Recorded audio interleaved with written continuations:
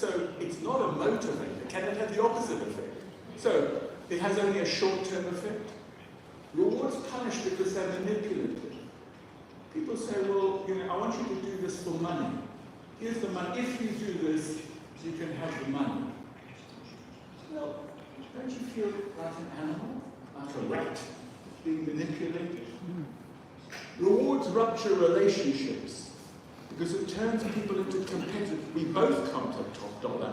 So if I have it, you can't. Rewards ignore reasons why people work in a particular way. They discourage risk-taking. And the rewards make people feel bribed. So there's intrinsic motivation. Now, a man called Pink wrote a very successful book. He's a journalist, and he based all his work on the work of two very famous American social psychologists. And he called his book Drive. What is the essence of intrinsic motivation? Okay, so you say to me, well, Professor, you said money's not that important. You've got to pay people fairly, and you've got to pay people according to market rates. But on top of that, you've got to do something else. And he said there are four factors. One is called autonomy. You've got to give people choice, where they work, with whom they work, etc. One of the reasons why being a university professor is a good job is autonomy. Where you work, with whom you work, and what topic you work. No one ever told me what I had to write books on. Nobody ever told me that if I don't lecture on Tuesday, I have to come in on Tuesday. I had something very valuable, personal choice, which is very motivating. Next, he called it mastery. In your job, do you learn things? Does your skill base go up? Here at Kazara University, all of you will improve your English as a function of being here. You're getting better at something, you're learning something. That's motivating, that's useful. And finally, purpose. The idea is that you, at work, you feel you're achieving something important for yourself and your community. So the idea is, check the intrinsic motivation. Give people as much autonomy as you can. Give them an opportunity to learn new skills and mastery. And remind them of why their institution is important. Okay, I'll move on swiftly. So autonomy and empowerment is when they do it, how they do it, with whom they do it, what they do. Give people choice. It's very motivating. Mastery and competence, give them an environment where they can learn new stuff. Let me tell you a little story. I was working in the City of London, and I asked the secretary to make my slides pretty. Not these slides, other slides.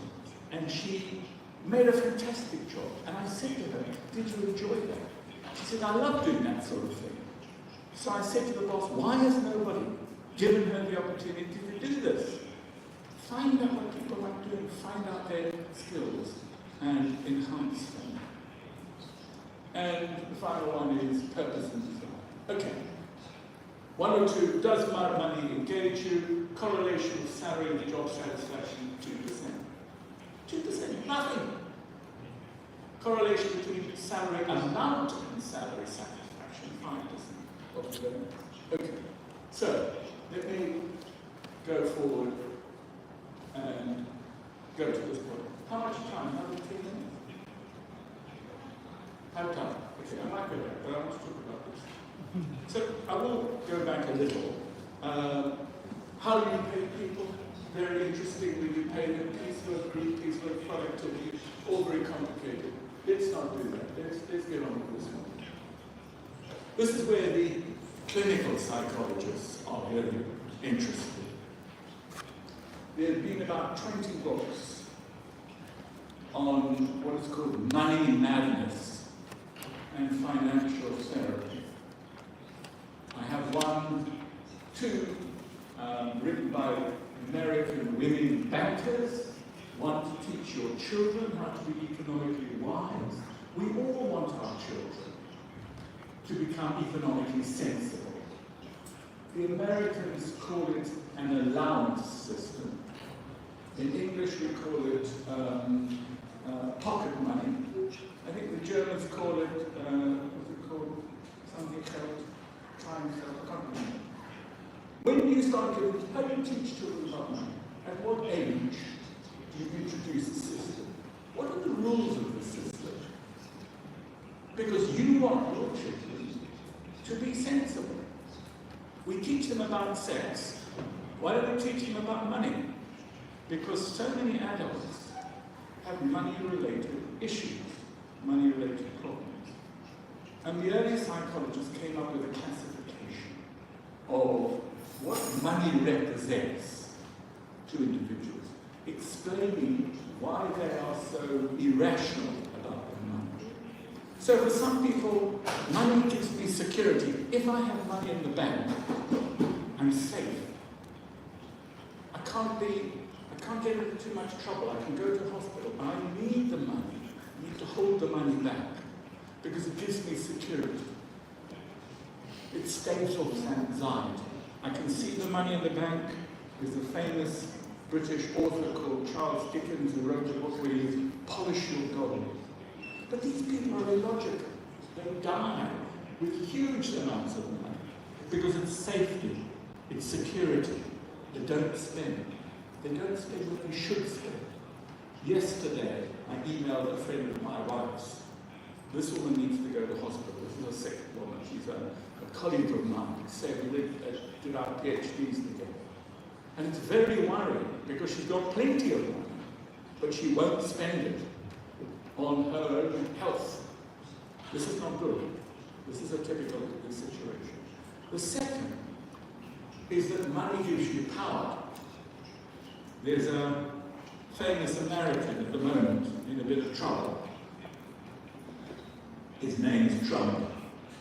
And he argues, I can get you to do anything. I just need the money.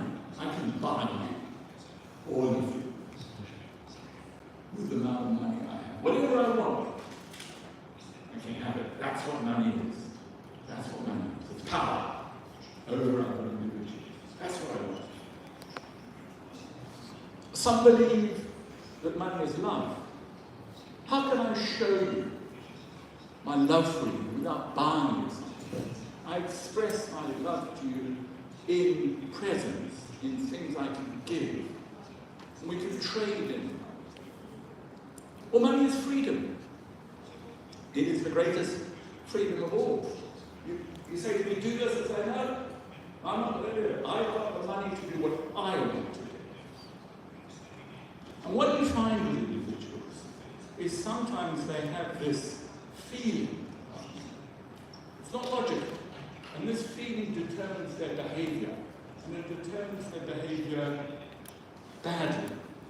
So, this is money as security. This is words that people use. When you talk to people about their money, listen to the words they use. Money is power. Money is love.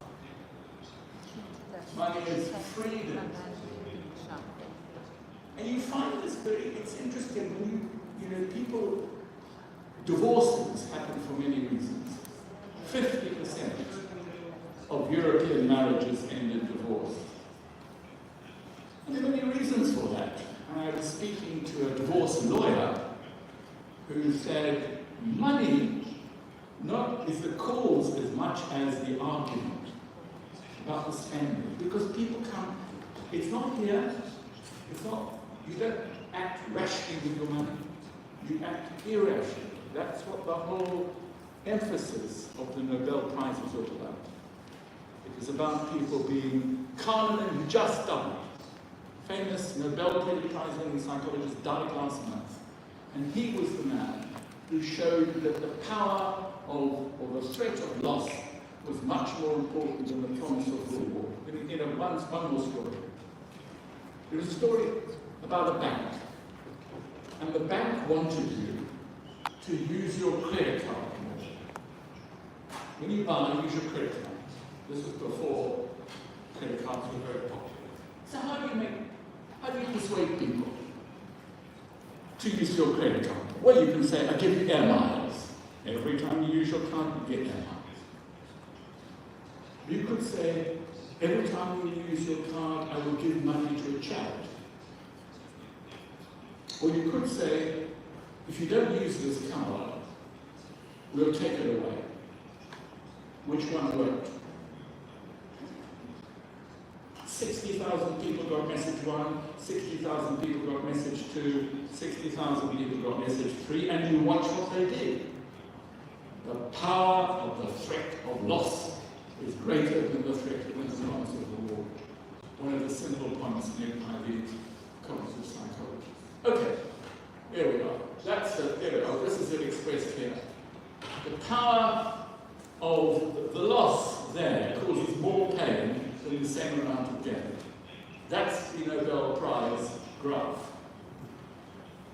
It seems very simple, but people didn't believe it. They didn't believe, the economists in particular, still not, won't always believe that we're not really logical and rational. Okay, so let me come to a conclusion. Oh, there's some relevant papers that I've read. But let me come to a conclusion about this. It's an interesting topic, right? It's studied by the clinical psychologists. It's interesting, the coins, the British coins were developed by a psychologist. The American coins are illogical. The British coins are very logical. And he argued that people need to work out the coinage if they're blind. There's some other more very interesting facts about money. A little game I play is I get people, here's a 20 note. I say, take out a piece of paper and draw the outline. And then I put the note on your drawing. Are you drawing it much bigger or much smaller? What does that tell me? What does the representation tell me about your understanding of money? So, interesting topic studied by many psychologists, lots of interesting data and papers.